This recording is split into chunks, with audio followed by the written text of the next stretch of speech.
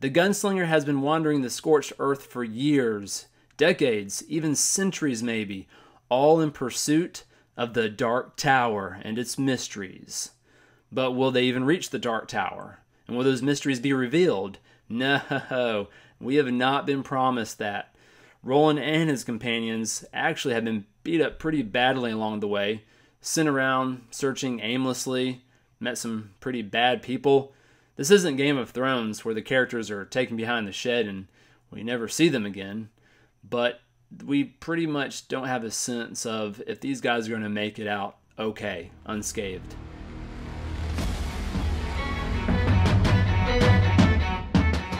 We're talking The Wastelands by Stephen King, Book 3 in the Dark Tower series.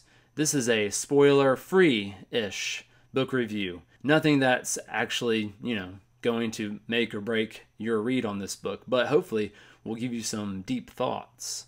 The Wastelands by Stephen King is all about relationships. It's all about coming to terms with a new life.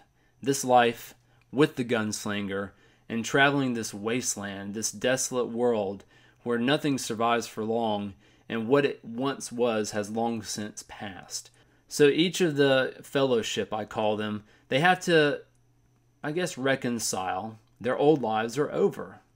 Their old lives are over. It's no more posh New York City, 20th century America. This is, campfires and, breaking down tents and going and skinning the rabbits and all that good stuff.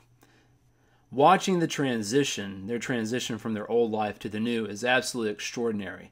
They have these internal monologues, these internal ideas of what their place is in this world. King is making a statement there. If you find your destiny, embrace it. Don't run from it. So the set pieces or the action sequences in this book are absolutely thrilling. It's not just about what happens, but it's about looking at these real characters that aren't just, in my opinion, fictional people, but they're created and realized to such a degree that they feel real. So you wait to see how they will react. You wait to see what their choices are. You can almost feel these characters come to life. It's like you're looking at their Facebook post. Had to run from a crazy apocalyptic mob. Had to shoot some. I feel bad. And then we still had to get through the city to find some crazy, insane train.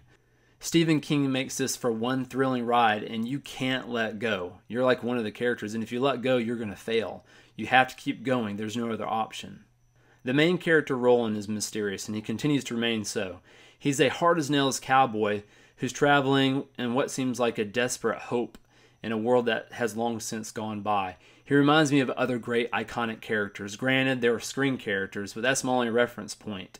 Think of Mad Max in the amazing Mad Max Fury Road, plus the iconic character that Mel Gibson created 30-some years ago, I believe. And also think of Kevin Costner's character, the Mariner in Waterworld, or Denzel Washington in Eli, the Book of Eli. Each of them hard as nails, each of them willing to survive, able to survive, quick reflexes. They have to understand how to sit here and maintain their integrity in this dead world, but also go on and sit here and find a purpose. And that's exactly what Roland is doing. So we're going to have these questions answered, hopefully, or we're going to die trying, getting to the Dark Tower. That's not a very optimistic approach, and I don't buy that.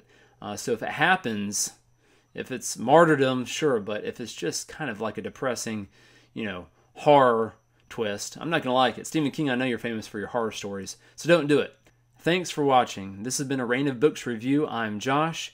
You can check out our long discussions on the books we read at reignofbooks.com, and you can subscribe to the podcast there, which just talks endlessly. It's audio, so you don't have to actually look at us. Take care.